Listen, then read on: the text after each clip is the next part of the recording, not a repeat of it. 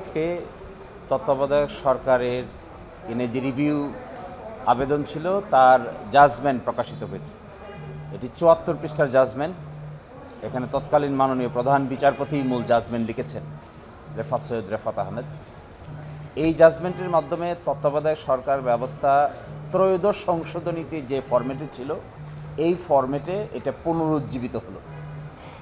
শুধু এতটুকু বলেছেন যে পুনরুজ্জীবিত হলেও এটা অটোমেটিক অপারেশন হবে না। অটোমেটিক অপারেশন হবে আর্টিকেল 58(1) এবং 58(c)তে যে বিধান আছে তার শর্ত সাপেক্ষে। সেখানে কি বিধান আছে?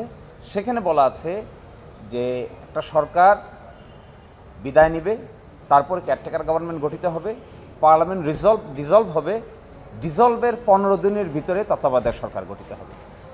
ফলে বর্তমান সিচুয়েশনে আদালত বলছেন বর্তমান সিচুয়েশনে এই সিচুয়েশন নাই।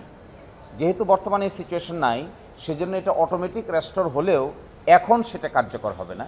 সেটা কার্যকর হবে ত্রয়োদশ জাতীয় সংসদ যে গঠিত হয়েছে তার এন্ড হওয়ার পর। অর্থাৎ বর্তমানে যে সংসদ শুরু হয়েছে এই সংসদ যখন 5 বছর পরে শেষ হয়ে যাওয়ার পরেই আবার আর্টিকেল 58 এবং 58(c) কার্যকর হবে। এই পার্লামেন্ট যখন ডিসলভ হবে তখনই প্রশ্ন আসবে তত্ত্বাবধায়ক সরকার 15 দিনের ভিতরে গঠন করতে হবে। এই জন্য এই অবজারভেশন দিয়েছেন।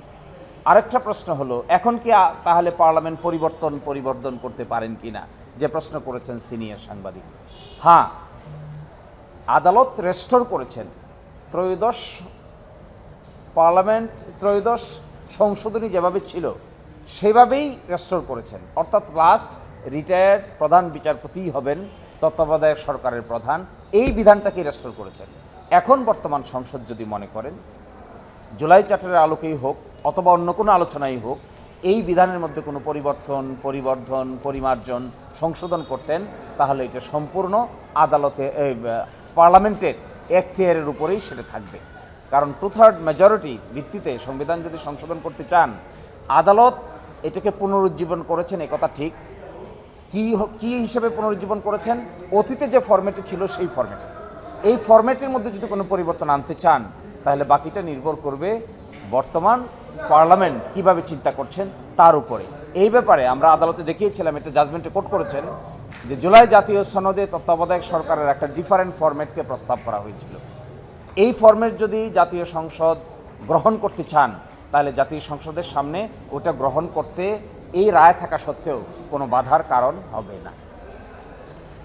এইটা নিয়ে কি আবার তাদের মধ্যে আবার জটিলতা তৈরি হবে কিনা? আপনাদের অতীতে আমরা দেখেছি যে এইটার গঠন নিয়ে অনেক ধরনের জটিলতা তৈরি হচ্ছে। না, এখানে যে জটিলতাটা তৈরি হওয়ার সম্ভাবনা নাই, কারণ আদালত তো তত্ত্বাবধায়ক সরকার 13 অ্যামেন্ডমেন্টের বিধানটাকে পরিপূর্ণভাবে পুনরুজ্জীবিত করেছেন। তার মানে কি 13 অ্যামেন্ডমেন্টের পূর্বে 13 অ্যামেন্ডমেন্টের মাধ্যমে যেভাবে তত্ত্বাবধায়ক সরকার এসেছিল সেটা এখন আসলো। এখন আসাটার মধ্যে যে ফরম্যাটের কথা বলা হয়েছে এই ফরম্যাটটা হলো লাস্ট রিটায়ার্ড চিফ জাস্টিস হবেন তার প্রধান। এখন যদি আমাদের বর্তমান সংসদ সিদ্ধান্ত নেয় যে লাস্ট রিটায়ার্ড চিফ জাস্টিস প্রধান হবেন না, অন্য কোনো ব্যক্তিকে কনসেনসাসের ভিত্তিতে তারা প্রধান বানাতে চান, তাহলে ত্রয়োদশ সংশোধনীর মধ্যে আরেকটা সংশোধনী আনয়ন করতে হবে। ওই সংশোধনী যদি তারা আনয়ন করেন তবেই আদালতের এই আদেশটা কার্যকর থাকা সত্ত্বেও ভিন্ন কিছু হবে। যদি না আনেন তাহলে আদালত যেভাবে রায় দিয়েছে এই ফরম্যাটকেই ফলো করতে হবে।